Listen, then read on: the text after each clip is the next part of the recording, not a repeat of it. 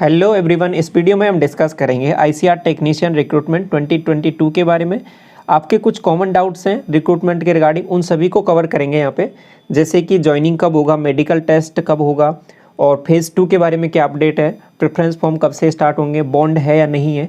ये कुछ common doubts हैं। इसके अलावा कुछ पॉइंट्स और कवर किए हैं इसमें मैंने, उस सभी को यहाँ पे क्लेरिफाई करने की कोशिश करेंगे। ध्यान से समझना है सभी चीज़ें।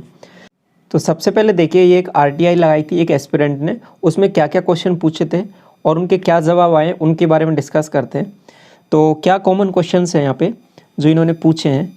तो पहला क्वेश्चन यहाँ पे पूछा है, पहला तो यही है कि आपके पास डीबी की प्रोसेस आपसे कब से स्टार्ट होगी, क्योंकि ये जो आरटीआई लगाई ये डीबी से पहले की है आरटीआई, ठीक है। तो पहला तो यही है। और दूसरा आपसे यहाँ पे क्वेश्चन पूछा है वो ये है कि जो फुल प्रोसेस क्या रहता है इसमें, और ज्वाइनिंग आपके पास लेटर कब तक मिलेगा कैंडिडेट को। इसके बाद में आगे देखिए, जो ये प्रोसेस है आपके पास पोस्ट है, इसमें कोई कंपलसरी बॉन्ड है या नहीं है जो सेलेक्टेड कैंडिडेट होंगे उनके लिए। अगला देखिए, if any candidate selected want to quit the job during the training can he do or there is any certain rules regarding that. मतलब कहना क्या चाह रहे हैं कि जो सेलेक्टेड हो जाएंगे कैंडिडेट, उसके बाद में ट्रेनिंग के दौरान वो जॉब को यदि क्विट करना चाहें, किसी रीजन से किसी दूसरी पोस्ट में जाना चाहें, तो वो कर सकते हैं नहीं कर सकते। तो इसके रिगार्डिंग कोई रूल्स है या नहीं है, तो इसके बारे में फोर्थ पॉइंट। अगला जो पॉइंट है वो देखिए यहाँ पे कि इसमें आगे फर्दर के करियर ऑप्शंस क्या है, प्रमोशंस किस तरीके से हैं। फिफ्थ पॉइंट ये है। अगला पॉइंट क्या है कि यदि कोई कैंडिडेट है सेलेक्ट हो जाता है रेलवे, एसएससी, अदर्स एग्जाम में, और इसके ट्रेनिंग पीरियड के दौरान, ठीक है, तो वो क्या स्विच कर सकता है क्या, तो इसके बारे में है, ठीक है। और इसके बाद में अगला जो पॉइंट है कि ईडब्ल्यूएस का सर्टिफिकेट क्या वैलिड होगा at the time of dB, ठीक है। कौन सा ईडब्ल्यूएस का सर्टिफिकेट है वो वैलिड रहेगा डीबी के दौरान। और इसके बाद में नेक्स्ट है जो डाउट आपका यहाँ पे पूछा है वो ये है कि can a technician selected candidate T1 shift to administrative cadre by giving some departmental exam. मतलब कुछ एग्ज़ाम देके इसमें आगे प्रमोशन का पर्सपेक्टिव में पूछा है ये कि कोई कैंडिडेट सेलेक्ट होता है T1 की पोस्ट पे, तो डिपार्टमेंटल जो एग्ज़ाम्स देते हैं तो उसके बारे में आगे फर्दर क्या करियर अप्रोच है उसके बारे में पूछा है। और लास्ट में देखिए यहाँ पे, can a technician selected candidate T1 grade apply transfer to another institute other than he has allotted. तो कहना क्या चाह रहे हैं कि जिस भी इंस्टीट्यूट में वो अलॉट किया गया है कोई पर्टिकुलर, जैसे कि आपको दिल्ली मिला है या फिर आपको रांची या झारखंड मिला है, जोधपुर मिला है, तो उससे कहीं दूसरे इंस्टीट्यूट में आप स्विच कर सकते हो या नहीं कर सकते हो, तो इसके बारे में, ठीक है। तो अब देखिए इनका रिप्लाई क्या क्या है वो समझिए पहले। तो देखिए, बॉन्ड के बारे में बताया कि एज सच कोई ऐसा बॉन्ड नहीं है इसमें। तो पहला पॉइंट तो क्लियर हो गया कि बॉन्ड के बारे में कोई ऐसा कंपलसरी बॉन्ड नहीं है यहाँ पे, ठीक है। ट्रेनिंग के पीरियड के दौरान भी नहीं है, उसके दौरान भी नहीं है, कोई भी बॉन्ड नहीं है यहाँ पे।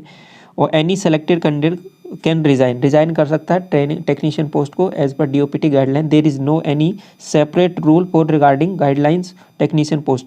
तो कहना क्या चाह रहे हैं कि आप ये कह रहे थे कि इसमें आप जो ट्रेनिंग के दौरान कोई अगर इसको रिज़ाइन करना चाहे, छोड़ना चाहे, तो किसी दूसरी पोस्ट में जाना चाहे, तो उसके लिए कुछ अलग से रूल्स हैं क्या। देखो इसमें लिखा है, क्लियरली लिखा है कि ऐसा एज सच कोई ऐसा रूल नहीं है। तो चाहता है तो कर सकता है, कोई बॉन्ड भी नहीं है, ठीक है। तो ये दोनों पॉइंट आपके क्लियर हो गए। और इसके बाद में आगे देखिए, करियर ऑप्शंस हैं जो प्रमोशन के T1 पोस्ट के अवेलेबल हैं, टेक्निकल रूल्स हैं जो अवेलेबल हैं इनकी वेबसाइट पे, आप देख सकते हो इस तरीके से बताया।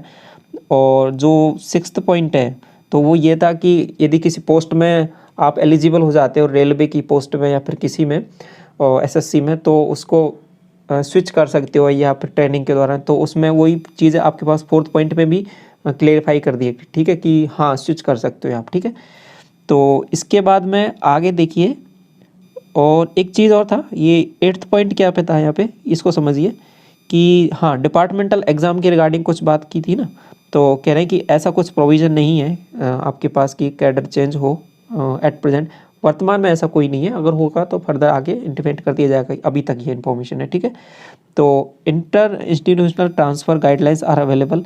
तो जो अगर इंस्टीट्यूट मतलब चेंजेस करने हैं आपको, देखिए रांची से आपको दिल्ली जाना है, दिल्ली से रांची आना है, जोधपुर जाना है, इस तरीके से इंस्टीट्यूट वाइज चेंज करना है, तो ये सब जानकारी आपको इनकी वेबसाइट से ही मिलेगा।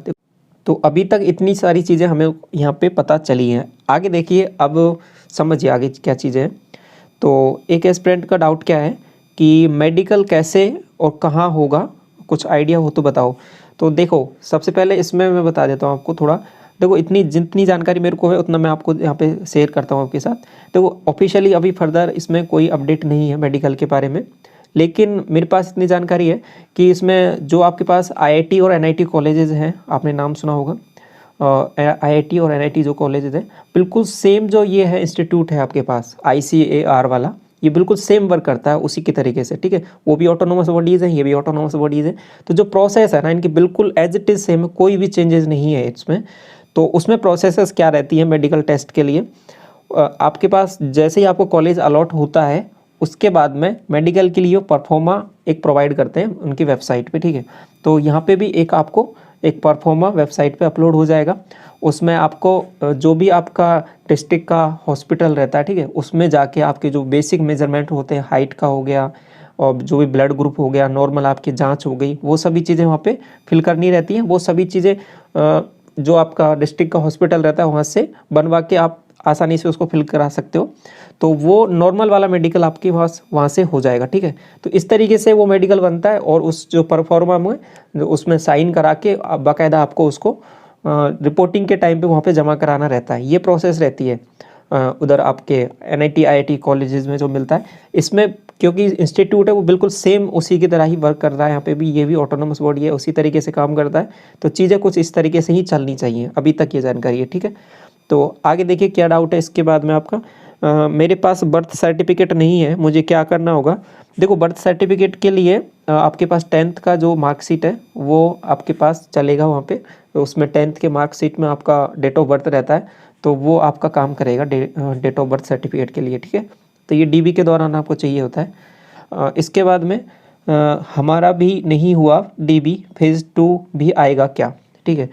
तो अब फेज़ 2 के बारे में समझिए पहले। तो फेज़ 2 कब होगा। सबसे पहले अभी फेज़ 1 ही चल रहा है, जितनी भी लिस्ट आई हैं 8 लिस्ट लगभग आई हैं, तो उसमें सब में फेज़ 1 ही लिखा हुआ है। तो फेज़ 1 में अभी तक कितने कैंडिडेट हो चुके हैं टोटल, तो कैंडिडेट तो क्वालिफाई किए इन्होंने 2600 के अराउंड, ठीक है। अब 2600 में से जो डीबी हो चुका है वो लगभग आधे कैंडिडेट का हो चुका है। 1041 हमने पहले डिस्कस कर लिया था, और जो लास्ट लिस्ट आई है दिल्ली वाली, इसमें अराउंड 250 है, ठीक है। ये आप देख लेना, क्रॉस चेक कर लेना, 250 का राउंड है, ठीक है। तो लगभग जो कैंडिडेट हो जाते हैं वो आपके पास 1291 के लगभग कैंडिडेट हो जाते हैं, मतलब जस्ट हाफ कैंडिडेट हो जाते हैं, 1.5 गुना, जो वैकेंसीज का 1.5 गुना हो जाते हैं। तो अगर इन्होंने 1.5 गुना कैंडिडेट बुलाए हैं तो फेज़ 1 कंप्लीट हो चुका है यहाँ तक, ठीक है। अब फेज़ 1 कंप्लीट हो चुका है, या तो एक प्रोसेस ये रह सकती है कि फेज़ 1 का आगे जो भी कंप्लीट प्रोसेस है वो कंप्लीट कराएं। आपके पास प्रेफरेंस फॉर्म स्टार्ट करेंगे, उसके बाद में उनको ज्वाइनिंग वाइनिंग जितना भी प्रोसेस है उनका कंप्लीट होने के बाद में फिर वहाँ पे वैकेंसीज कुछ वैकेंट रह जाती हैं, तो उनको फेज़ 2 में आगे कंसिडर किया जाएगा, क्योंकि इनके पास कैंडिडेट अवेलेबल हैं फेज़ 2 के लिए भी, क्योंकि इन्होंने पहले से ही ज़्यादा कैंडिडेट यहाँ पे बुलाए हैं। तो यहाँ से फेज़ 2 ये देन उसके बाद में स्टार्ट कर सकते हैं, ठीक है। अब एक चीज़ तो ये है, एक कंडीशन। दूसरा, इसमें ऐसा हो सकता है कि अगर कैंडिडेट यहाँ पे जो फेज़ 1 हुआ है इसमें डीबी में ही पहले ही कैंडिडेट बहुत कम पहुँचे हो, ठीक है, कुछ ज़्यादा कैंडिडेट एब्सेंट हो गए हो, तो ये फेज़ 2 अभी भी स्टार्ट कर सकते हैं। अभी जो 28 अभी लास्ट जो आपका डीबी हो रहा है, इसके बाद में एक दोबारा ये फेज़ 2 स्टार्ट कर सकते हैं, लेकिन इसका कम चांसेस है। हो सकता है पहले फेज़ 1 को कंप्लीट कराने के बाद में ये आपके पास फर्दर फेज़ 2 होगा ज़रूर, क्योंकि इसमें चांसेस हैं, क्योंकि और भी पैरेलल वैकेंसीज़ बहुत सारी चल रही हैं, तो कुछ कैंडिडेट वहाँ पे शिफ्ट होंगे, तो चांसेस हैं आपके पास वैकेंसीज़ वैकेंट रहेंगी, तो उनको फिल करने के लिए कैंडिडेट तो यहाँ से फेज़ 2 से लेने ही पड़ेंगे, तो इनके पास अवेलेबल हैं, तो चांसेस हैं फेज़ 2 ज़रूर होगा यहाँ पे, ठीक है। तो ये है। और इसके बाद में देखिए कि जिसका डीबी हुआ है उसका जॉब कन्फर्म है क्या। देखो, अभी फेज़ 1 में जिनका डीबी हुआ है उनके बहुत ज़्यादा अच्छे चांसेस हैं, आल्दो इसमें कैंडिडेट हैं वो वैकेंसी से ज़्यादा बुलाए गए हैं, ठीक है। वैकेंसी से ज़्यादा है, कितने, लगभग 845 के लगभग वैकेंसीज़ हैं। कैंडिडेट यहाँ पे 1291 के लगभग हैं, तो कैंडिडेट तो कुछ ज़्यादा ही बुलाए हैं लगभग, लेकिन फिर भी चांसेस इसमें इसलिए ज़्यादा हो जाते हैं क्योंकि कुछ कैंडिडेट यहाँ पे क्या है कि डीबी के लिए नहीं करा रहे हैं, तो एब्सेंट रह रहे हैं। एब्सेंट का के बारे में क्या डाटा है, देखो इसको थोड़ा सा समझ लो। तो कुछ शिफ्ट का मेरे पास थोड़ा सा डाटा है, जैसे कि आपके पास कुछ एस्पिरेंट ने शेयर भी किया था कि आपके पास 36 एस्पिरेंट में से एक दिन आपके पास 28% थे और एक दिन 30 एस्पिरेंट में से 23 एस्पिरेंट प्रेजेंट थे। तो इस तरीके से देखो यहाँ पे 7 एस्पिरेंट आपके पास एब्सेंट है, यहाँ पे 8 हैं। तो कुछ ये रेशो तो इतने छोटे नंबर पे है, ठीक है, 7 और 8 एस्पिरेंट। तो इसको मैं सबसे मिनिमम मान के भी चल रहा हूँ ना, तो मैं 100 का एक बेस लेता हूँ, तो उस पर अराउंड 20% एस्पिरेंट है, वो अभी भी क्या है, एब्सेंट ही है, इसमें डीबी के लिए ही नहीं पहुँच रहे। तो ये जो 1291 जो कैंडिडेट बुलाए हैं, इसमें से डीबी के लिए ही नहीं पहुँच रहे 20% कैंडिडेट इसका, समझ रहे हो।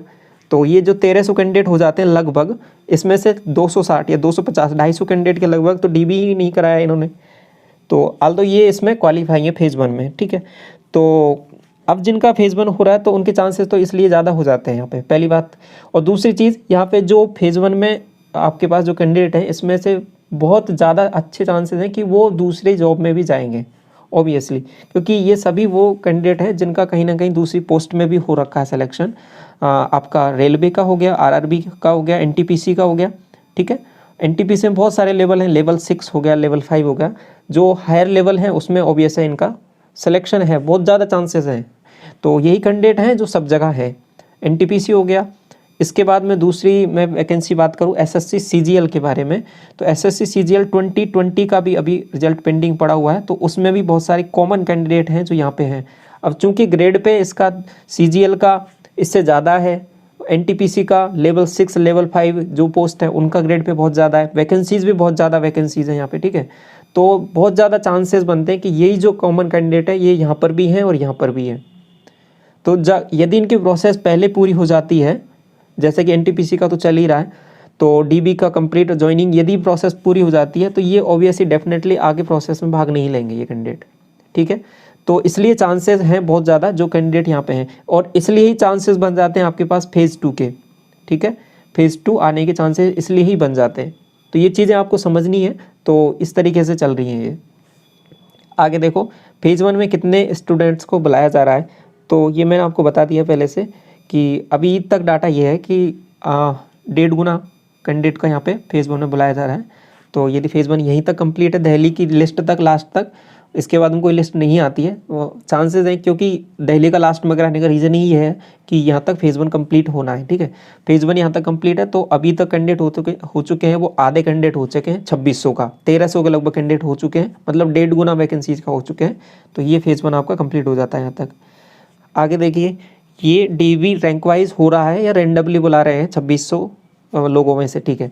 तो देखो इसमें जो कैंडिडेट है जो बुलाए जा रहे हैं वो रैंक वाइज बुलाए जा रहे हैं, मतलब जो आपका स्कोर है वो आपका सीबीटी में जो स्कोर किया था, ठीक है, नॉर्मलाइज स्कोर था, उसमें जिसका ज़्यादा स्कोर है, जिसकी अच्छी रैंक है, उसको पहले बुला रहे हैं, और जिनका स्कोर कम है, जिनकी रैंक अच्छी नहीं है, ठीक है, कम का तो अलग सीन हो जाएगा, तो जिनकी रैंक अच्छी नहीं है, जो रैंक में पीछे हैं, उनको क्या है कि बाद में बुलाया जाएगा, ठीक है, अभी नहीं बुलाया। फेज़ 1 में उन्हीं कैंडिडेट को बुलाया है जिनका स्कोर अच्छा है।